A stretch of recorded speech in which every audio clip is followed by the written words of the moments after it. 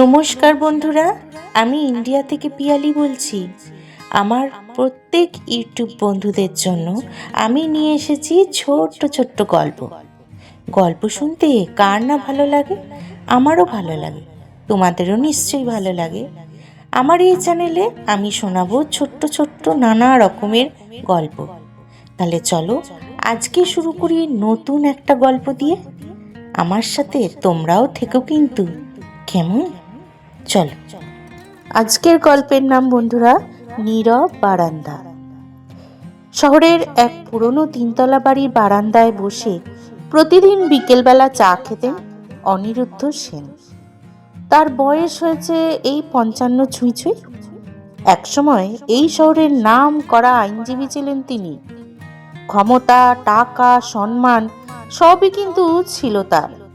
কিন্তু আজ বারান্দায় তিনি শুধু একা, এক কাপ চা আর অদ্ভুত এক নীরবতা।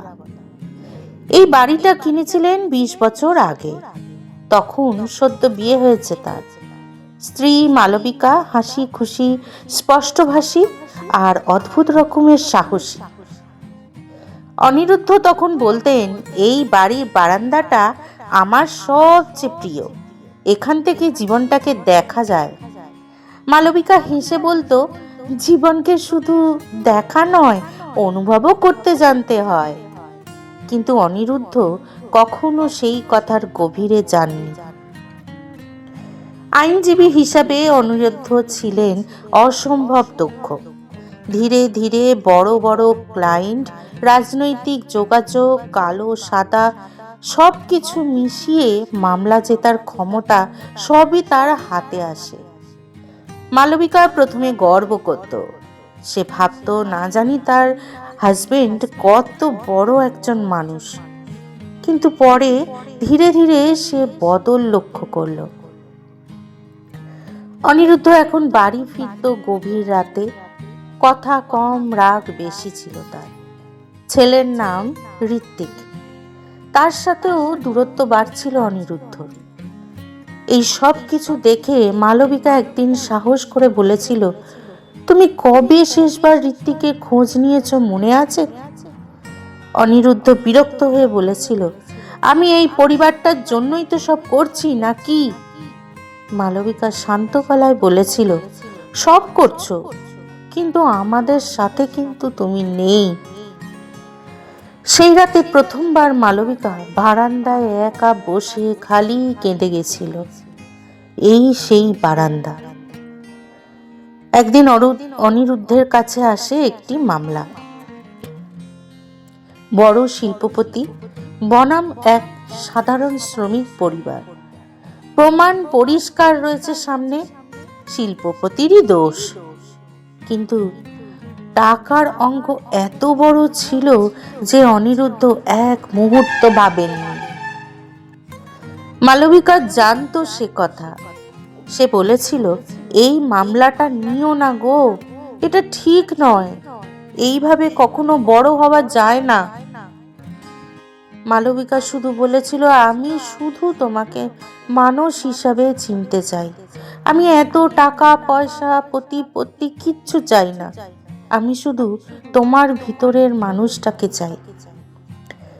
মামলায় কিন্তু জেতেন অনিরুদ্ধ। কিন্তু কয়েক মাস পর শোনা যায়, শ্রমিক পরিবারের একমাত্র ছেলে, যে ছেলেটা মামলায় হেরে গেছিল, সে নাকি আত্মহত্যা করেছে। সেদিন রাতে অনিরুদ্ধ বারান্দায় দাঁড়িয়েছিল।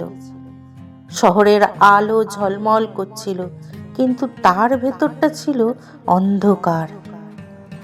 মালবিকা আর কিচ্ছু বলেনি তাকে।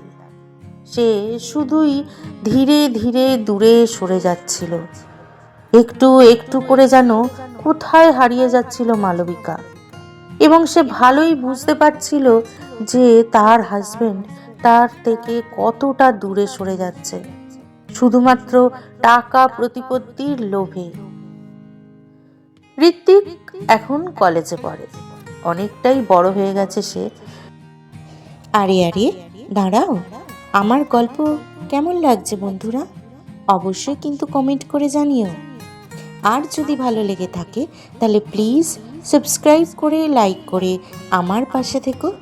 তাহলে চলো বাকি গল্পটা শুনিয়ে নেওয়া যাক। ঋত্বিক কলেজে উঠতেই বাড়ি ছেড়ে হোস্টেলে চলে যায়। মালবিকা একদিন বলল, আমি কিছুদিন মায়ের বাড়ি ঘুরে আসতে যাচ্ছি।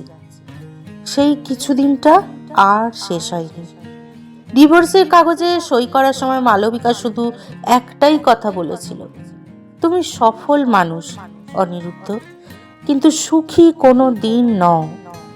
অনিরুদ্ধ তখনও বুঝতে পারেনি সে কি হারালো। 5 বছর কেটে যায়। অনিরুদ্ধ এখনো সফল, বিশাল বড় একজন উকিল হয়ে উঠেছে সে, কিন্তু শরীর খারাপ থাকতে শুরু করে। দিনের পর দিন তার শরীর ভাঙতে শুরু করে। এক প্রকার এমন অবস্থা দাঁড়ায় যে ডাক্তার আর হসপিটাল ছাড়া তার আর কোনো গতি থাকে না। একদিন হঠাৎ হলো স্ট্রোক, তাই তাকে আবার হাসপাতালে ভর্তি হতে হলো। সেই হাসপাতালেই কেউ এলো না, না মালবিকা আর না ঋত্বিক। এক বৃদ্ধ নার্স একদিন বলেছিল, স্যার এত বড় মানুষ আপনি, অথচ কেউ দেখতে আসে না আপনাকে। অনিরুদ্ধ হাসতে গিয়ে কেঁদে ফেলেছিল সেদিন। মনের মনে সে ভেবেছিল যে সে কি হারিয়েছে। তার কাছে আজকে কিচ্ছু নেই, তার পাশে দাঁড়ানোর মতো কেউ নেই, অথচ সবকিছু তারই জন্য যেন একটু একটু করে শেষ হয়ে গেছে। আজ অনিরুদ্ধ একেবারে একা। এখন অনিরুদ্ধ অবসরপ্রাপ্ত একজন ব্যক্তি। পুরনো বাড়িটা বিক্রি করেনি, বারান্দায় বসে বিকেল দেখে। হঠাৎ নিচে দরজার একটা শব্দ হলো। ঋত্বিক দাঁড়িয়ে। অনেকটা বড় হয়ে গেছে সে, চোখে বাবার মতো ক্লান্তি।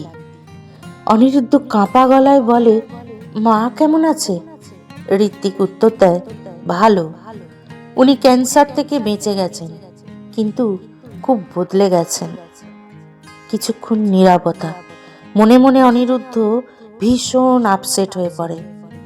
আজকে সবকিছুর জন্য সে নিজেকেই দায়ী করতে থাকে। ঋত্বিক বলে, মা বলেছে তুমি যদি কখনো ক্ষমা চাও উনি শুনবেন, কিন্তু আর একসাথে থাকার নয়। তিনি একসাথে আর আপনার সাথে থাকতে পারবে না। অনিরুদ্ধ চোখ বন্ধ করে। বারান্দায় সেই পুরনো কথা তার মনে পড়ে, জীবনকে শুধু দেখা নয়, একটু অনুভবও করতে হয়। এখন আর সে কথা ভেবে তো লাভ নেই অনিরুদ্ধর। সে যে দেরিতে শিখেছে এই কথা। সন্ধ্যার আলো নিভে আসে, বারান্দায় শুধু একজন মানুষ বসে থাকে, যার সব ছিল, ঘর ছিল, সংসার ছিল, বউ ছিল, ছেলে মেয়ে ছিল, কিন্তু সময় থাকতে সে কাউকে ধরে রাখতে পারেনি। কারণ কিছু ভুলের শাস্তি জেল নয়, নিঃসঙ্গতাতেও আসে। আমার এই গল্প তোমাদের কেমন লাগলো বন্ধুরা? অবশ্যই কিন্তু কমেন্ট করে আমাকে জানিও। আমি এরকমই ছোট্ট ছোট্ট গল্প তোমাদের সামনে নিয়ে আসব। আজকের মতো তাহলে বিদায় নিই, চলে আসবো আবার আর একটা নতুন গল্প নিয়ে। রকমারি গল্পের সম্ভারে তোমাদের সাথে আবার দেখা হবে। আজ তাহলে আসি, কেমন? টাটা।